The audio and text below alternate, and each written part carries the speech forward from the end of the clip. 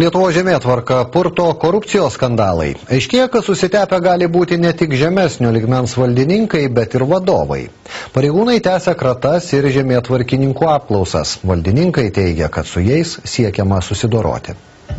Vilniaus žemėtvarkos vedėjas Arvydas Juška trečiadienį sulaukė kvietimo į STT. Juška buvo kviestas, kad parodytų buvusios kolegės kompiuterį, tačiau sako, kad atvykęs patyrė pareigūnų spaudimą liudyti prieš savo vadovus. Tai buvo tik pretekstas, 3 valandas labai profesionalus pareigūnas įvairiausiais būdais, užuominom, alegorijom, ten visokiais būdais bandė, kaip čia pasakyti, kad tiksliau būtų užsiverbuoti lyg tai, kad vykdyčiau kažkokią veiklą, jiems palankę, naudingą.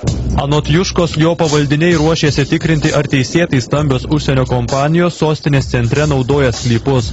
Valdininkas svarsto, kad dėl to žemėtvarkininkai ir sulaukė spaudimo. Tikrai aš negalėčiau įvardinti, kiek mes dirbom iki to, kad pradėti ikiteisminį tyrimą, bet kai mes turim pagrindą pradėti ikiteisminį tyrimą, mes visą laiką jį pradedam. Nesvarbu, kokioje tai institucijoje bebūtų, ar šiuo atveju nesvarbu, kokiam skyriui tai bebūtų.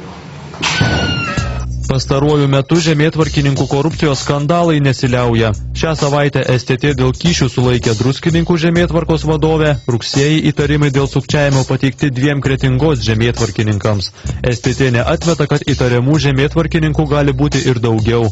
Nacionalinės žemės tarnybos vadovė neslepia, kad korupcijos jos įstaigoje netrūksta, tačiau su tuo esą griežtai kovoja, todėl STT dėmesys stebina.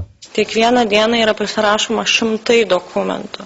Šitas sritis yra labai jautri ir dauguma klausimų iš tikrųjų gali kelti teisinės diskusijas. Manau, kad jeigu būtų noras pakišti žmogų, šitoj srityje yra labai lengva. Nacionalinė žemės tarnyba, nelaukdama pareigūnų vizito, pasiūlė iš pareigų trauktis Šilutės, Utenos ir Palangos žemėtvarkos vadovams.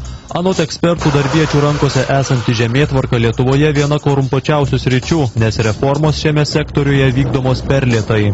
Tie žmonės, tie politikai, kurie norėjo kuruoti šitą sritį, ne veltui norėjo kuruoti, o siekdami kažkokių tai asmeninių arba grupių interesų, tai mes šiandien ir turime rezultatą. Šitie visi skandalai nacionalinėje žemės taryboje ir patvirtina tą faktą, tokią korupcijos abėcėlę, kad ten, kur yra brangūs sandoriai, kur yra didelė galimybė žmonėms įsikišti į procesus, tai yra nėra viskas elektroninėje erdvėje perkelta visi procedūrų tvarkymai, tai yra ir labai didelės korupcijos rizikos. Anot žemės tarnybos vadovės, per metus dėl galimų pažeidimų buvo atleista viena žemėtvarkininkė. Reporteriai Gedas Salyga ir Arturas Paknys.